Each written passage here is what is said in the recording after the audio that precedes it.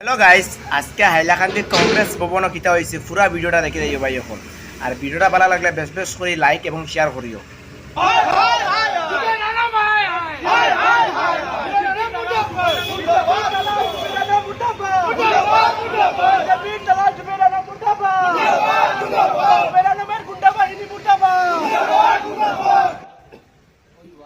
কি বলতে চাই? আজকে হাইলাকান্দি রাজীব ভবনে একটা নিন্দনীয় ঘটনা ঘটছে।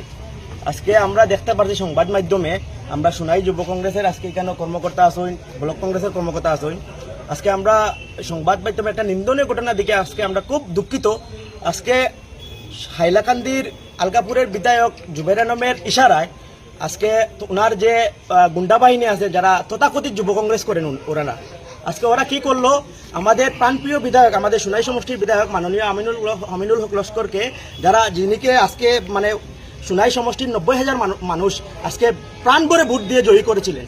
আজকে উনি এপিসিসির সাধারণ সম্পাদক, আজকে উনি মাননীয় বিধায়ক।